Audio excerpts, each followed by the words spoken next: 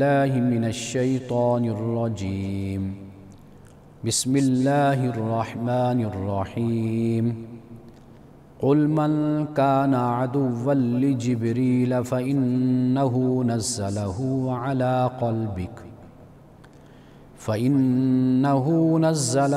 على قلبك بإذن الله مصدقا لما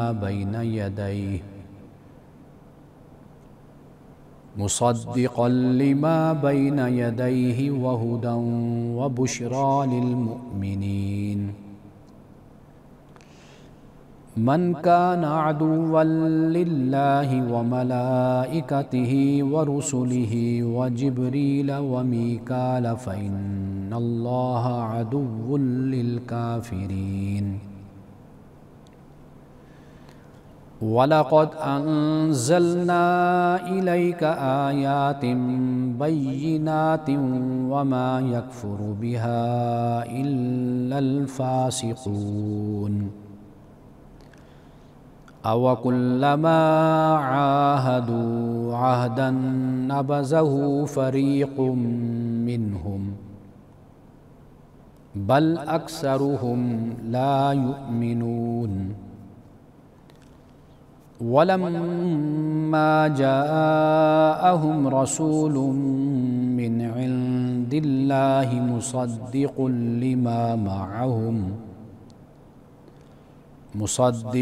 لِّمَا مَعَهُمْ نَبَذَ فَرِيقٌ مِّنَ الَّذِينَ أُوتُوا كتاب الله وراء ظهورهم كأنهم لا يعلمون. صدق اللہ العظیم. کہہ دو کہ جو جبریل کا مخالف ہوا تو وہ جان لے کہ جبریل نے اس کلام کو تمہارے دل پر اللہ تعالیٰ کے حکم سے اتارا ہے، مطابق ان پیشین گوئیوں کے جو اس کے پہلے سے موجود ہیں، اور یہ ہدایت و بشارت ہے اہل ایمان کے لیے. جو اللہ اس کے فرشتوں، اس کے رسولوں اور جبریل و میکائیل کے دشمن ہوئے تو ایسے کافروں کا اللہ دشمن ہے. اور ہم نے تمہارے اوپر نہایت واضح دلیلیں اتاری ہیں، ان کا انکار صرف عہد شکن لوگ ہی کر سکتے ہیں. کیا ان کی یہی روش قائم رہے گی کہ جب کوئی عہد کریں گے تو ان کا ایک گروہ اس کو اٹھا پھینکے گا، بلکہ ان میں سے اکثر ایمان سے عاری ہیں. اور جب ان کے پاس اللہ کی طرف سے ایک رسول ان پیشین گوئیوں کے مطابق آیا جو ان کے پاس موجود ہیں، تو ان لوگوں نے جن کو کتاب دی گئی تھی اللہ کی کتاب کو اس طرح پیٹھ پیچھے پھینکا گویا اس سے آشنا ہی نہیں، اسے جانتے ہی نہیں. پروگرام الکلام میں آپ تمام ناظرین کو خوش آمدید. آج میں نے سورۃ البقرہ کی آیت نمبر 97 سے لے کر آیت نمبر 101 تک تلاوت کرنے کا بھی شرف حاصل کیا اور ساتھ ترجمہ بھی میں نے بیان کیا. آئیے ذرا ان آیات پہ روشنی ڈالتے ہیں اور سمجھنے کی کوشش کرتے ہیں کہ ان میں اللہ سبحانہ وتعالیٰ نے ہمارے لیے کیا فرمایا ہے. ابھی سلسلہ کلام یہ جاری ہے کہ یہود جن کا تعصب، سرکشی قرآن مجید میں اب تک ہم نے پڑھا ہے، وہ اس طرح ہے کہ جو حق بات، جو سچ بات ان کے سامنے لائی جاتی ہے، قرآن مجید پہلی کتابوں کا مصدق ہے، تصدیق کرنے والا ہے، یا ان پیشین گوئیوں کے مطابق ہے کہ جو پہلی کتابوں میں بیان کی گئی. یہ سب کچھ جانتے ہیں، مانتے ہیں، لیکن اس کے باوجود انکار کر دیتے ہیں. اب ان کی دشمنی یا ان کے تعصب کا جو معاملہ ہے وہ قرآن، رسول اللہ صلی اللہ علیہ وسلم، مسلمان، اس سے آگے بڑھ کر اب جبریل کے ساتھ بھی انہوں نے دشمنی اختیار کر لی ہے. کیوں؟ اس لیے کہ جبریل وہ فرشتہ ہے کہ جو اللہ کی وحی لاتا ہے۔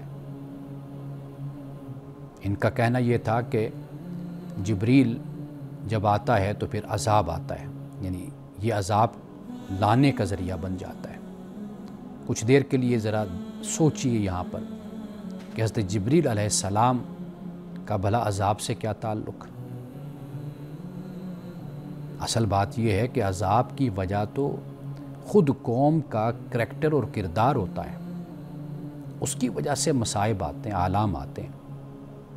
اس طرح تو نہیں ہے کہ فلاں نے سازش کر دی یا کنسپائریسی تھیوری جیسے ہمارے ہاں بھی چلتی ہے کہ ہم اپنی ہر طرح کی بدعمالیوں اور ناکامیوں کا بوجھ اور الزام دوسروں پر ڈالتے ہیں۔ اندازہ کیجئے کہ قوم یہود اسی رویے کی حامل قوم تھی۔ حضرت جبریل علیہ السلام بھلا اس میں ان کا کیا لینا دینا؟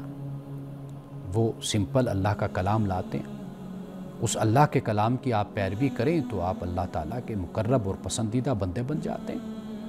جب آپ اس کی مخالفت کریں گے تو واضح بات ہے کہ وہ نتیجہ آپ پر مسلط کر دیا جائے گا جو آپ کا کردار ہوگا۔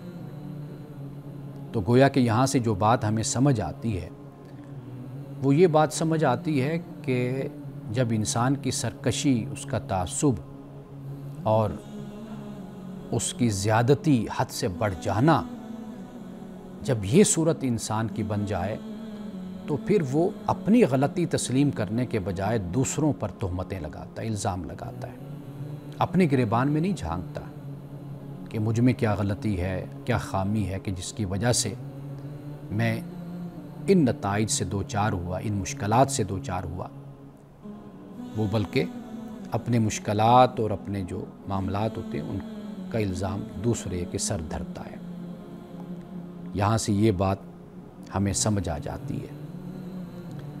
اب اللہ پاک نے یہ بھی فرمایا کہ ہدایت اور بشارت ہے مومنین کے لیے۔ اب یہاں سے قرآن مجید بھی مراد ہے اور یہاں سے مراد تورات بھی ہے۔ یعنی اگر تورات ہی کو وہ ایمانداری سے پڑھ لیں تو اس سے بھی کئی مقامات پر خود قرآن کی تصدیق ہوتی ہے، رسول اللہ صلی اللہ علیہ وسلم کی تصدیق ہوتی ہے۔ تو لہٰذا قرآن اس معاملے میں بالکل واضح بات کہتا ہے کہ قرآن تو ہدایت اور بشارت ہے، تو بلکہ تورات کے بارے میں کہا کہ یہ فرقان بھی ہے، یہ روشنی بھی ہے، یہ ذکر بھی ہے، لیکن کن کے لیے؟ متقین کے لیے، یعنی جو چاہتے ہیں کہ وہ صحیح راستہ اختیار کریں، وہ صحیح راستے کی تلاش میں ہیں، ان کا جی چاہتا ہے کہ بھئی ہم ایک اچھے انسان اور مسلمان یا ایک اچھے فرد کی طرح ہم زندگی گزاریں۔ تو یہاں پر ہدایت اور بشارت یہ تورات کے لیے بھی ہے اور یہ قرآن مجید کے لیے بھی ہے۔ اللہ سبحانہ و تعالیٰ جب خود فرماتا ہے کہ اللہ دشمن ہے کن کا؟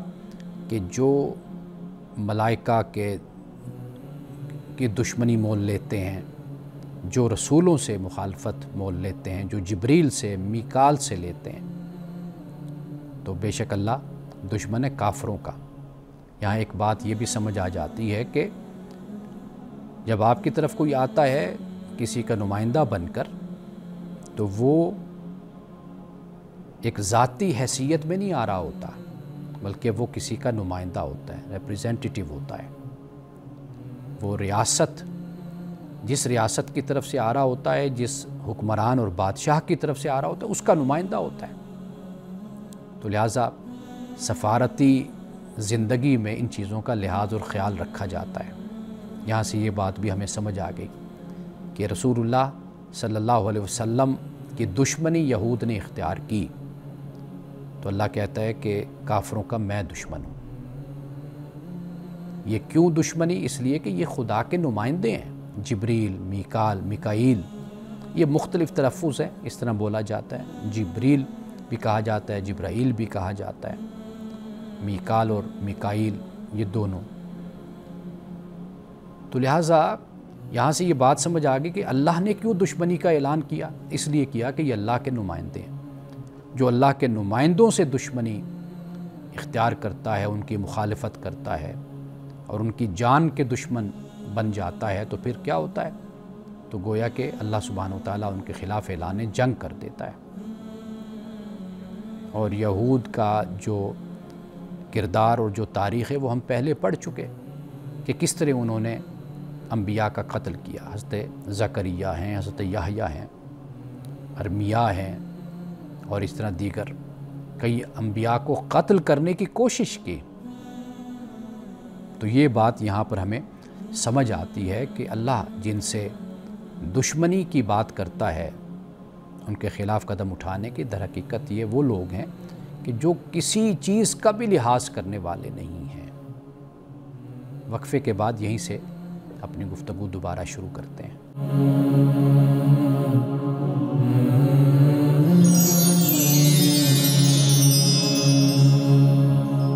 اب اس کے بعد اللہ سبحانہ وتعالیٰ یہ فرماتا ہے کہ آیات بینات یہ میں نے نازل کی ہیں۔ آیات بینات سے مراد یعنی واضح دلائل، روشن نشانیاں، دلیلیں وہ نازل کی ہیں۔ یعنی کس کی مجال کہ جو صاحب عقل ہو، صاحب شعور، وہ انکار کرے؟ اللہ سبحانہ وتعالیٰ نے انبیاء علیہ السلام کا ایک سلسلہ شروع کیا، کتابیں دیں، ہدایت دی، یعنی انسان کو خدا نے تنہا نہیں چھوڑا، اللہ نے اس کے لیے ہدایت کا انتظام کیا۔ اللہ نے جو تخلیق کی مخلوق، اس مخلوق کو ایسے نہیں، اس کے لیے جسمانی پرورش کا بھی اہتمام کیا۔ یہی تو وہ رب ہے، ربوبیت ہے اس کی، کہ اس نے جسمانی پرورش کا اور غذا کا، خوراک کا بھی انتظام کیا، اور پھر اس نے روحانی حوالے سے، ایمانی حوالے سے انسان کی جو ہدایت اور رہنمائی ہے اس کا بھی انتظام کیا۔ قرآن جگہ جگہ آیات بینات یہ کہتا ہے، اور یہ بھی فرماتا ہے وَمَا يَكْفُرُ بِهَا إِلَّا الْفَاسِقُونَ، اس کا انکار سوائے فاسقوں کے کوئی اور نہیں کرتا۔ یعنی وہ لوگ کہ جو اللہ کے حکم کو، دین کو، مذہب کو خاطر میں نہیں لاتے، اتنے وہ آگے نکل چکے ہیں، ان کے لیے معمولی باتیں ہیں، نعوذ باللہ۔ تو پھر اللہ کہتا ہے کہ بھئی یہ جیسے بھی ان کو پتہ تو ہے نا کہ یہ روشن دلیلیں ہیں، آیات بینات ہیں، لیکن اس کے باوجود پھر اب ان کا جو طریقہ ہے، دیکھیے قرآن فریق کا لفظ استعمال فرما رہا ہے، اور وہ فریق کیا ہے؟ یعنی ایک گروہ، یعنی کہ سارے یہود، سارے بنی اسرائیل یا سارے فلاں مذہب کے نہیں، ایسا نہیں ہے۔ جیسے جیسے ہم آگے بڑھیں گے اور بہت سی باتیں ہیں جو قرآن پاک واضح کرتا چلا جاتا ہے، یہ جو ہمارے ہاں رویہ پایا جاتا ہے کہ ایک عنوان کے تحت جو لوگ زندگی گزارتے ہیں، ایک نام سے منسوب، ایک عنوان سے وہ منسوب ہوتے ہیں، تو ہم سب کو ایک ہی چھڑی سے ہانکتے ہیں۔ تو یہ طریقہ ناانصافی کے خلاف ہوتا ہے۔ قرآن پاک بڑے عدل کے ساتھ اور توازن سے بات کرتا ہے۔ یعنی مثال کے طور پر اللہ سبحانہ وتعالیٰ یہ فرماتا ہے کہ اللہ تمہیں نہیں روکتا، ان لوگوں سے تم نیکی کرو، بھلائی کرو، اچھے طریقے سے پیش آؤ کہ جنہوں نے تمہیں تمہارے گھروں سے نہیں نکالا، تمہارے ساتھ ظلم نہیں کیا، تم سے قتال نہیں کیا، جنگ نہیں کی، لڑائی نہیں کی، تمہیں تمہارے گھروں سے نہیں نکالا۔ تو اللہ پاک فرماتا ہے کہ ان تبروہم وتقسطوا الیہم، اللہ اس سے منع نہیں کرتا کہ تم ان سے نیکی نہ کرو، ان کے ساتھ انصاف نہ کرو، ان اللہ یحب المقسطین، اللہ انصاف کرنے والوں کو پسند کرتا ہے۔ تو یہ بڑا متوازن رویہ ہوتا ہے۔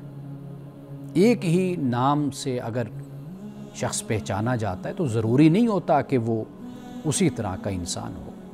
ہر قوم میں، ہر مذہب میں، ہر طرح کے لوگ پائے جاتے ہیں۔ مسلمانوں میں کتنے لوگ ہیں، نظریاتی حوالے سے دیکھ لیجئے کتنی شدت اور تشدد پایا جاتا ہے، رویے میں شدت اور سختی پائی جاتی ہے۔ ایسے لوگ بھی ہیں کہ جو بہت ہی پرامن زندگی گزارتے ہیں، سلو جوئی کے ساتھ، امن کے ساتھ، سلامتی کے ساتھ۔ اگر ایک عنوان ہی رکھ کر اور سب کو ایک ہی طریقے سے ہانکا جائے تو یہ طریقہ ٹھیک نہیں ہے۔ یعنی کوئی کسی فرقے سے تعلق، کوئی کسی مسلک سے، وہ اس کی چھتری کے نیچے زندگی گزارتا ہے، ایک خاندان پورا کا پورا ایک مسلک کے عنوان سے پہچانا جاتا ہے، تو یہ ضروری تو نہیں ہے کہ اگر کوئی فرقہ، کوئی مسلک، اس بنیاد پر آپ ہر شخص کو رگڑتے چلے جائیں۔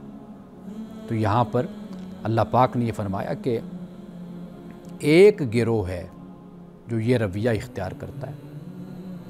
پھر اس کے بعد رسول اللہ صلی اللہ علیہ وسلم کی آمد کا بھی ذکر کر دیا کہ بھئی کہ جب رسول اللہ صلی اللہ علیہ وسلم ان کے پاس آئے ہیں تو یہ کوئی اجنبی یا ناواقف ان سے یہ لوگ نہیں ہیں، جانتے ہیں۔ مصدق لما معہم، اور جو آپ لائے ہیں تو وہ اس کی تصدیق کرتے جو ان کے پاس ہے، لیکن وہ کہتے ہیں کہ جی ہمارے لیے بس تورات کافی ہے۔ اللہ کہتے ہیں جو تورات میں ہے اسی کا ہی تسلسل قرآن ہے۔ موسیٰ آئے ہیں، حضرت مسیح علیہ السلام آئے، اسی کا تسلسل رسول اللہ صلی اللہ علیہ وسلم ہے۔ تو یہاں پر اس بات کو بیان کیا، لیکن جو یہ رویہ ہوتا ہے کہ پیٹھ پیچھے پھینک دینا کسی چیز کو، نبذہ، تو اس کا مطلب یہ ہوتا ہے کہ غیر اہم طریقہ اختیار کرنا۔ اس کا مطلب ہوتا ہے کہ آپ ویلیو اور وقعت آپ ایک چیز کو نہیں دے رہے، اور اس حد تک آپ آگے بڑھ چکے ہیں۔ یہاں اللہ سبحانہ وتعالیٰ نے ساتھ، آپ دیکھیے ناظرین کرام، ہم نے اب تک جتنا پڑھا اس میں اللہ سبحانہ وتعالیٰ مصدق کا لفظ بار بار استعمال کرتا ہے۔ مصدق، تصدیق کرنے والا، یا جو پیشین گوئیاں کتابوں میں ہیں اس کے مطابق قرآن ہے، اس کے مطابق رسول ہے۔ جگہ جگہ پیچھے اب تک ہم جو پڑھ کر آئے، بلکہ آگے بھی جب ہم پڑھتے چلے جائیں گے آپ دیکھیں گے تو قرآن نے یہ نہیں مصدق کے بغیر نہیں بات کی، یعنی مصدق کی بات کی ہے کہ قرآن تصدیق کرنے والا ہے بار بار۔ کیوں؟ تاکہ یہ بات سمجھی جائے، اس پر غور کیا جائے، اس نقطے پر غور و فکر کیا جائے کہ بھئی اللہ سبحانہ وتعالیٰ جب کہتا ہے یہ تصدیق کرنے والی ہے پہلی کتابوں کی، یا جو پہلی کتابوں میں آیا اس کے مطابق قرآن ہے، تو پھر انکار کی کیا وجہ بن جاتی ہے؟ یا تو یہ کہا گیا ہو کہ بھئی نعوذ باللہ اب جو دین آیا اس نے سارے پیغمبروں کا انکار کر دیا اور نگیٹ کر دیا، ان کی کتابوں کو بھی نگیٹ کر دیا، یہ کوئی نئی چیز سامنے آ گئی ہے۔ قرآن مجید تو جگہ جگہ یہی بیان کرتا ہے کہ یہ تصدیق کرنے والا ہے۔ رسول اللہ صلی اللہ علیہ وسلم کو فرمایا ما کنت بدعا من الرسول، کہ نبی آپ کہہ دیجئے کہ میں کوئی رسولوں میں سے کوئی نیا نہیں ہوں، کوئی نئی بات نہیں ہے، وہی تسلسل، وہی سلسلہ میں چلا رہا ہوں۔ یہ یاد رکھیے کہ اس سے ایک انسیت اور ایک تعلق ظاہر ہوتا ہے اسلام کا دیگر مذاہب کے ساتھ۔ آپ اندازہ کیجئے کہ ایک شخص مسلمان ہی نہیں ہو سکتا کہ جب تک وہ تورات پر ایمان نہ لائے، انجیل پر ایمان نہ لائے، گزشتہ انبیاء اور کتب پر ایمان نہ لائے، وہ مسلمان ہی نہیں کہلا سکتا، اس کا حق ہی نہیں رکھتا۔ نعوذ باللہ کوئی یہ نہیں کہہ سکتا کہ میں محمد رسول اللہ پر تو ایمان لایا تو میں باقی پیغمبروں کو نہیں مانتا۔ تو اللہ فرماتا ہے پھر تیرا ایمان پورا نہیں اور تو مسلمان مومن ہی نہیں ہے۔ اس دائرے میں داخل ہونے کے لیے جیسے تو محمد رسول اللہ صلی اللہ علیہ وسلم کا احترام کرتا ہے، یہ تیرے ایمان کا حصہ ہے، لازم ہے تجھ پر، تیرا ایمان ہے، اسی طرح باقی پیغمبروں کا احترام، ان کی عزت، وہ بھی تجھ پر لازم اور فرض ہے۔ اب اس کے بعد اور کیا بات ہو، تو یہ وہ بڑا میسیج ہے کہ جو قرآن مجید نے بار بار اس بات کو بیان کیا۔ اب دیکھیے یہ آخری آیت میں ایک دفعہ آپ کے سامنے پھر بیان کر دیتا ہوں کہ جس میں فرمایا کہ وَلَمَّا جَاءَهُمْ رَسُولٌ مِّنْ عِنْدِ اللَّهِ، اور جب ان کے پاس اللہ کی طرف سے ایک رسول مصدق لما معہم، تصدیق کرنے والا اس کی جو ان کے ساتھ ہے، ان کے پاس ہے، وہ کیا ہے؟ وہ تورات ہے۔ لیکن پھر کیا کیا؟ نَابَذَ فَرِيقٌ مِّنَ الَّذِينَ أُوتُوا الْكِتَابَ، تو ان لوگوں نے جن کو کتاب دی گئی تھی انہوں نے کیا کیا؟ اللہ کی کتاب کو اس طرح پیٹھ پیچھے پھینکا، وراء ظہورہم، نبذا، اور پھر وراء ظہورہم بھی فرما دیا، ظاہر سے مراد پیٹھ ہوتا ہے، پیٹھ پیچھے پھینک دیا۔ تو کیوں پھینکا؟ فرمایا کہ کأنہم لا یعلمون، ایسے پھینکا گویا کہ یہ جانتے ہی نہیں ہیں، حالانکہ ان کو سارا پتہ ہے۔ یہ بات ہم پہلے بھی ڈسکس کر چکے، اس پر ہم گفتگو کر چکے ہیں کہ اللہ سبحانہ و تعالیٰ نے جہاں یہ انکار کا ان کا ذکر کیا وہاں پر یعلمون کی بات ہوئی ہے، یعقلون کی بات ہوئی ہے کہ یہ سمجھتے ہیں، یہ جانتے ہیں، پھر اس کا یہ انکار کرتے ہیں۔ تو ناظرین کرام یہ بات سب سے اہم ہے، لیکن اس سے آگے جو آیت ہے، آیت نمبر 102، انشاءاللہ میں کل اس پر بڑی تفصیل کے ساتھ بات کروں گا۔ اور 102 جو آیت ہے یہ بھی آپ دیکھتے ہیں کہ جب ایک قوم اخلاقی گراوٹ کا یا عقیدے میں گمراہی کا راستہ اختیار کر لیتی ہے تو پھر اس کا حال کیا ہوتا ہے۔ عملی زندگی سے دور ہو گئی، پھر تعویذ، گنڈے اور پھر جادو، پھر ان کے پیچھے چل پڑی، پھر اس فکر میں ہو گئی کہ بھئی تعویذوں سے کاروبار چل جائے میرا، اور تعویذوں سے اور گنڈوں سے اور اس طرح کے جادو سے میرا کاروبار چل جائے، میرے پاس نہیں جو دوسرے کے پاس ہے وہ چھن جائے، میاں بیوی دونوں آپس میں خوش ہیں وہ ان میں جدائی ہو جائے، پھر اس طرح کے معاملات۔ یہ ایک قوم کی اخلاقی گراوٹ، اس کی پستی، اور پھر علم سے دوری، اللہ کے دین سے دوری، اور معاشرے میں جہالت کا جو کلچر اور چلن ہے وہ عام ہو جانا۔ یہ در حقیقت آیت نمبر جو 102 ہے، اس پہ جب ہم بات کریں گے تو میں ان تمام پہلوؤں کو آپ کے سامنے رکھوں گا۔ وقفے کے بعد آپ کے سوالات کی طرف آتے ہیں اور ان پہ بات کریں۔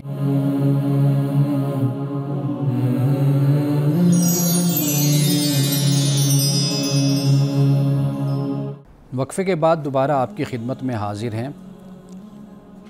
دو چھوٹے چھوٹے سے سوال ہیں سورۃ البقرہ کی آیت نمبر 6 اور 7 کے حوالے سے، اگرچہ ہم اس پر بڑی تفصیل کے ساتھ بات کر چکے ہیں۔ جو ناظرین شروع سے ہمارے ساتھ نہیں ہیں شامل، تو ممکن ہے ان کی طرف سے یہ سوال بھیجا گیا ہو۔ وہ سوال یہ ہے کہ کیا سورۃ البقرہ کی آیت نمبر 6 اور 7 صرف نبی اکرم صلی اللہ علیہ وسلم کے دور کے کفار کے لیے تھی؟ یعنی جن میں اللہ پاک یہ فرماتا ہے کہ بے شک جن لوگوں نے کفر کیا برابر ہے کہ آپ ان کو ڈرائیں یا نہ ڈرائیں تو وہ ایمان نہیں لائیں گے۔ اللہ نے مہر لگا دی ان کے دلوں پر، سماعت پر، ان کی بصارت پر، اور بصارت پر ان کے پردہ ہے، اور ان کے لیے بڑا عذاب ہے۔ یہ آیات ہیں 6 اور 7 جو میں نے آپ کے سامنے اس کا ترجمہ پڑھا ہے۔ اب دیکھیے کہ ہر دور کا وہ شخص، یعنی بنیادی بات کیا ہے، وہ ہے تکبر، ضد۔ اس لیے علامہ اسد نے جب انگلش میں اس کا ترجمہ کیا، ان الذین کفروا بین ٹو ڈینائی، کہا کہ جو انکار پر مصر رہے، اصرار کرتے رہے، باوجود ہے کہ آیات بینات ان کے سامنے آ گئیں، دلائل، روشن دلائل آ گئے، لیکن انہوں نے نہیں مانا۔ اب یہ جو رویہ ہے یہ تو ہر دور میں جو لوگ یہ رویہ اختیار کرتے ہیں، حق کو ٹھکراتے ہیں، تو ان پر تو یہ آیت کا اطلاق ہوتا ہے، یعنی وہ لوگ اس آیت کے مصداق ہیں۔ ایک ہے کہ آپ کو شرح صدر نہیں ہے، آپ کو سمجھ نہیں ہے، آپ تک دین کی دعوت صحیح طریقے سے پہنچی نہیں ہے یا پہنچائی نہیں گئی، وہ دیگر وجوہات ہیں۔ لیکن انسان غور و فکر کرے، تدبر تفکر کرے، سوچے سمجھے اور حقیقت کو پانے کی جستجو رکھے، یہ ایک علیحدہ جذبہ ہوتا ہے، یہ ہونا چاہیے۔ لیکن ایک جذبہ یہ ہے کہ بھئی میں نے ہر بات کو نگیٹ کرنا ہے، ماننا نہیں ہے، تغلیظ کرنی ہے اس کی میں نے، یہ ایک دوسرا رویہ ہوتا ہے۔ انا کا اسیر اور اپنے نظریات کو ریویو نہ کرنا، سوچنا نہیں ہے، یہ جو رویہ ہے یہ ناپسندیدہ رویہ ہے۔ تو اگر حق سمجھ آ جائے، حق معلوم ہو جائے، پھر بھی تکبر کی بنیاد پر، ضد کی بنیاد پر رد کر دینا، تو یہ ٹھیک عمل اور ٹھیک طریقہ نہیں ہے۔ اس سے آگے یہ سوال ہے کہ کیا جس کے دل پہ مہر لگ جائے، یعنی لگا دی جائے، تو کیا وہ ذمہ دار نہیں رہتا؟ بات اصل میں یہ ہے کہ اللہ کی مہر ان کے یعنی دلوں پر جن کے لگتی ہے، ان کے اپنے مسلسل انکار کا نتیجہ ہوتی ہے، نہ کہ ابتدائی جبر۔ ایسا نہیں ہے کہ شروع سے یہ جبر ہو گیا، ایسا نہیں ہے، بلکہ یہ کیا ہے، یہ نتیجہ ہے ان کے اعمال کا کہ مہر لگ گئی۔ تو لہٰذا اس میں فرق کرنا چاہیے۔ جب اللہ یہ فرماتے ہیں اللہ نے مہر لگائی، تو یہ ایسے ہی ہے کہ جیسے ایک اسٹوڈنٹ ہے، طالب علم ہے، وہ اگر رولز اینڈ ریگولیشنز کی پابندی نہیں کرتا اور خیال نہیں کرتا تو اس کو نکالا اس کی حرکتوں کی وجہ سے گیا، ایکسپیل کر دیا گیا اسکول سے یا کالج سے، یونیورسٹی سے، لیکن لکھا کیا جائے گا کہ پرنسپل صاحب نے اس کو نکال دیا۔ تو پرنسپل صاحب نے کیوں نکالا؟ کیونکہ نتیجہ اصل اس کے اعمال کا، افعال کا یہی بنتا ہے۔ جیسے کسی فرم سے، کمپنی سے اگر کمپنی نکال دے تو کہا تو یہ جاتا ہے کمپنی نکال دیا، اس کو نکالا کیوں؟ اب یہ اصل معاملہ ہوتا ہے۔ اللہ سبحانہ و تعالیٰ اسی اسلوب میں فرماتا ہے کہ خاتم اللہ علیہ، اللہ نے مہر لگا دی ان کے دلوں پر۔ کیوں اللہ نے مہر لگائی؟ واضح بات ہے کہ ان کے اعمال کا یہ نتیجہ ان کو دے دیا گیا کہ بھئی تم اپنے کفر میں، ڈٹائی میں اور ضد میں اس مقام تک تم پہنچ گئے کہ تم سے اب کسی بھلائی کی توقع نہیں کی جا سکتی۔ آئیے ایک اور موضوع ہے، اس کے متعلق چند سوالات مجھے بھیجے گئے، اور وہ ہے خودکشی۔ ہمارے معاشرے میں خودکشی جو بڑھتی چلی جا رہی ہے، اس پر یہ سوال ہے کہ بھئی کہ مسلمان معاشروں میں خودکشی بڑھنے کی وجوہات، اسباب اس کے کیا ہیں؟ اس لیے کہ مسلمان جب ہم اپنے آپ کو کہتے ہیں تو پھر واقعی اس پر ہمیں غور کرنا چاہیے کہ ایسے معاملات کیوں ہیں ہمارے معاشرے میں کہ ہمارے نوجوانوں میں، بچوں میں، بچیوں میں خودکشی کا رجحان کیوں بڑھ رہا ہے؟ یہ بہت ہی اہم سوال ہے۔ تو آئیے ذرا اس سوال پر ہم غور کرتے ہیں اور دیکھتے ہیں کہ اصل وجوہات اور اسباب کیا ہیں۔ ایک تو جو مسئلہ نظر آتا ہے وہ ہے ذہنی صحت کا بحران ہے، یعنی مینٹلی ہیلتھ جو ہے، مینٹل ہیلتھ، یہ در حقیقت بہت اہم ہے۔ ہمارے ہاں صورتحال یہ ہے کہ ہم نفسیاتی جو مسائل ہوتے ہیں ان کو شرم کی وجہ سے، یا ہم اس کو اپنی کمزوری سمجھتے ہیں، پھر اس کو ہم بیان نہیں کرتے، یا ہم کسی سائیکالوجسٹ کے پاس نہیں جاتے۔ ہم یہ سمجھتے ہیں کہ بھئی سائیکالوجسٹ کے پاس وہ جاتا ہے کہ جو نعوذ باللہ پاگل ہوتا ہے، اب نارمل ہوتا ہے تو وہ جاتا ہے، حالانکہ ایسا نہیں ہے۔ اگر پاکستان کی آدھی کے قریب آبادی نفسیاتی مسائل کا شکار ہے تو ایسا تو نہیں ہے کہ سڑکوں پہ کوئی پاگل پھر رہے ہیں، کام تو ہو ہی رہے ہیں، تجارت بھی ہو رہی ہے، کاروبار بھی ہو رہے ہیں، ملازمت بھی ہو رہی ہے، سارا کچھ ہو رہا ہے، زندگی چل رہی ہے، لیکن ان مسائل کے ساتھ کہ جن کی ہمیں سمجھ نہیں ہے۔ اچھا، معاشرتی تنہائی، یہ ذہنی جو صحت کا بحران ہے، اس حوالے سے میں بتا رہا ہوں کہ معاشرتی تنہائی بھی ہے۔ میں سمجھتا ہوں کہ آج کے انسان کا سب سے بڑا مسئلہ یہی ہے، لونلینس، تنہائی ہے۔ اور کمپنی دیجئے، بیٹھیے، جس کو دیکھتے ہیں آپ تنہا ہوتا ہے تو اس کے پاس جائیے، گفتگو کیجئے۔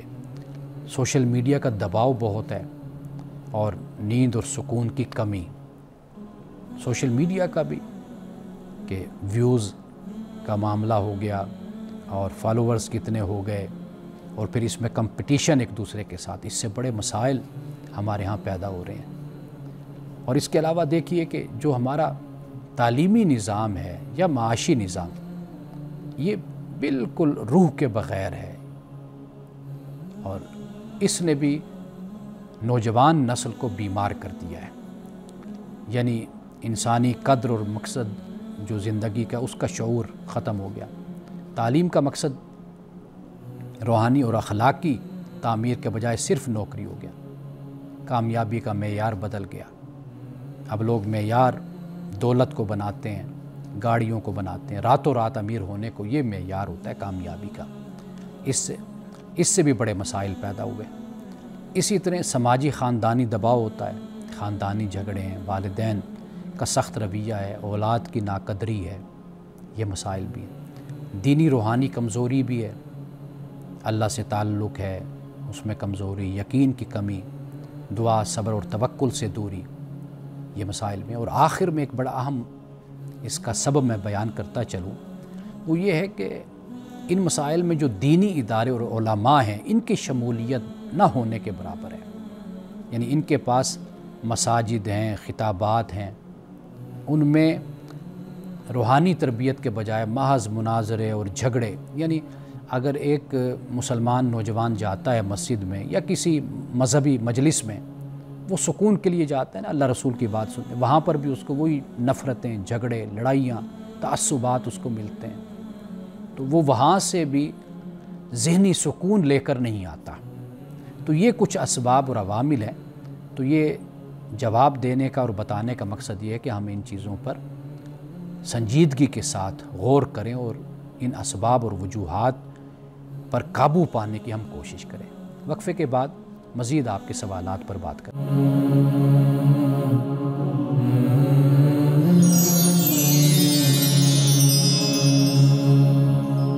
ایک اور سوال نوجوان کی طرف سے ہے، اور سوال یہ ہے کہ مسلمان جدید دنیا میں اپنا کردار کیسے بحال کریں یا کیسے ادا کریں۔ اگر میں اس کا مختصر جواب دوں تو جواب یہ ہے کہ ایمان کو اپنی قوت بنائیں، علم کو اپنا ہتھیار بنائیں اور اخلاق کو اپنی بنیاد بنائیں۔ بہت ہی آسان، یعنی ایمان کو قوت بنائیں، علم کو ہتھیار بنائیں اور اخلاق کو بنیاد بنائیں، تب ہی ہم دنیا میں اپنا حصہ ملا سکتے ہیں۔ اب آپ دیکھیے، ایجادات پہ نظر ڈال لیجئے، معیشت پر نظر ڈال لیجئے کہ ہمارا جو کردار ہے مسلمانوں کا وہ کتنا۔ علم کی دنیا کو دیکھ لیجئے، پوری اسلامی دنیا میں جتنی کتابیں پرنٹ ہوتی ہیں، شائع ہوتی ہیں، اس سے کہیں زیادہ مغرب کا ایک ملک جو چھوٹا سا ہوتا ہے وہ ہم سے کہیں زیادہ پرنٹ کرتا ہے۔ پورے سال میں آپ کہہ لیجئے، جہاں کا کلچر ریڈنگ کا نہ ہو، مطالعے کا نہ ہو، پڑھنے کا نہ ہو، آپ مجھے بتائیے اس قوم کے خیالات اور نظریات میں تازگی کہاں سے آئے گی، فریشنس کہاں سے آئے گی، جدت کہاں سے آئے گی۔ اور اگر کوئی صاحب مطالعہ گفتگو کرے، بات کرے، تو پھر اس کو اس طریقے سے رد کر دیا جاتا ہے کہ جیسے سب کچھ پھر ہمارا خطرے میں پڑ جاتا ہے، ہماری تہذیب، ہمارا کلچر، ثقافت، مذہب، ہر چیز پھر خطرے میں۔ وجہ کیا ہوتی ہے؟ وجہ قوم جب تحقیق کا راستہ چھوڑ دے، مطالعہ اور علم، تو پھر وہ اس قوم کو زوال سے کوئی روک نہیں سکتا۔ آئیے، کیا ہمیں کرنا چاہیے؟ سب سے پہلی بات فکر کی تجدید ہے۔ فکر کی تجدید، یعنی مسلمان جب تک اپنے زوال کی فکری وجوہات نہیں سمجھیں گے تو کبھی بھی اس زوال سے نکل نہیں پائیں گے۔ فکری وجوہات کیا ہیں؟ یعنی ہم مذہب کی تعبیر میں کہاں پر کھڑے ہیں، اپنے فقہی جو ایک پیراڈائم ہے اس میں ہم کہاں پر کھڑے ہوئے ہیں؟ آیا کہ وہی تو نہیں جو کچھ آج سے صدیوں پہلے تھا، یا ہم نے اپنے زمانے اور حالات کے مطابق سوچنا شروع کیا یا نہیں کیا؟ اور دوسری، علم اور تحقیق کی طرف واپسی۔ یہ بات یاد رکھیے، دنیا آپ کو ڈیلیور کر رہی ہے تو وہ آپ پر حکومت کر رہی ہے، آپ ڈیلیور کریں گے دنیا پہ آپ حکومت کریں گے۔ مسلمان سائنس ہے، فلسفہ ہے، طب ہے، فلکیات ہے، سیاست، اس میں رہنما تھے۔ ایک وقت تھا کہ پہلی صف میں مسلمان تھے، اور علم کو اس تقسیم میں لے جانے کے بجائے کہ یہ دنیوی ہے یا یہ دینی ہے، علم نافع، اس پر جتنا ہو سکے ہمیں زور دینا چاہیے کہ علم نفع دینے والا کتنا ہے۔ یعنی اب آپ یہ دیکھ لیجئے کہ ہم جسے مذہبی تعلیم کہتے ہیں وہ معاشرے کو وہ کیا دے رہا ہے؟ وہ شخص کہ جو ڈاکٹر ہے وہ معاشرے کو کیا دے رہا ہے؟ تو واضح بات ہے کہ اگر نفع میں آپ دیکھیں گے تو وہ جو ڈاکٹر ہے وہ معاشرے کو صحت دے رہا ہے، لیکن مذہب کے نام پر جو ہم پڑھاتے ہیں یا ہم پڑھتے ہیں تو آپ دیکھ لیجئے کہ اس کی یوٹیلائزیشن کیا بنتی ہے، نتائج کو مد نظر رکھ لیجئے۔ اسی طرح عدل اور دیانت پر مبنی نظام، مسلم معاشروں میں معاشی عدم مساوات اور توازن، عدم توازن، اس کے بارے میں ہمیں فکر مند ہونا چاہیے، ہمارے حکمرانوں کو، ہمارے سرمایہ داروں کو، ہمارے ماہرین تعلیم کو، ماہرین معیشت کو کہ یہ جو مسلم معاشروں میں عدم مساوات ہے اس کو کس طریقے سے ختم کیا جا سکتا ہے۔ ہم زکوٰۃ دیتے ہیں، صدقات و خیرات کرتے ہیں، لیکن جو حق ہوتا ہے غریب کا وہ ہم نہیں دیتے۔ معاشرے کو صدقے سے اور زکوٰۃ اور خیرات سے چلانا چاہتے ہیں تو وہ معاشرے کیسے ترقی کریں گے؟ اسی طرح اجتماعیت اور اتحاد، اس کی بہت ضرورت ہے، یعنی فرقہ بندی، قومیت اور زبان کی بنیاد پر جو تقسیم و تفریق ہے اس نے انتشار اور اضطراب کو جنم دیا ہے۔ اخلاقی حوالے سے قیادت، یعنی صرف سائنس ٹیکنالوجی کافی نہیں ہے بلکہ اخلاقیات میں بھی ایک قوم کو دنیا میں حصہ ملانے کے لیے آگے بڑھنا پڑتا ہے۔ یعنی آپ اپنے معاشرے کو، اپنے سماج کو اس طرح سنواریے، اس طرح بنائیے جب آپ دنیا میں کہیں پر جائیں ایک اچھا تعارف آپ کا ہو۔ یہ نہ ہو کہ وہاں کے جو کرپشن ہے، بدعنوانی ہے اور وہاں پر جو جرائم ہیں ان میں آپ کا نام لیا جائے۔ اور اس کے علاوہ جدید دنیا کے ساتھ مکالمہ، ڈائیلاگ بھی ہونی چاہیے۔ یعنی یہ نہیں کہ مغرب کو دشمن سمجھ لیا جائے، مغرب دشمن نہیں ہے، فکر کا مخاطب سمجھنا چاہیے، دشمن نہیں سمجھنا چاہیے، اور شکایت نہیں، کردار، اس چیز کو پیش کرنا چاہیے۔ آخری بات، چونکہ ہم مسلمان ہیں تو قرآن کی روشنی میں تعمیر، قرآن چونکہ ہمارا رہنما ہے تو اس لیے قرآن کی روشنی میں ہم اپنی تعمیر کریں، ہم سوچیں، ری بلڈ کریں، ریویو کریں کہ ہم کہاں پر غلط ہیں، تو پھر تو ہم دنیا میں اپنا حصہ ملا سکتے ہیں اور اپنا کردار بحال کر سکتے ہیں دنیا میں۔ یہ چند گزارشات تھیں جو میں نے آپ کے سامنے رکھی ہیں۔ انہی الفاظ کے ساتھ آج کے پروگرام سے اجازت دیجیے، انشاءاللہ کل دوبارہ آپ سے ملاقات ہوگی۔ السلام علیکم ورحمۃ اللہ وبرکاتہ۔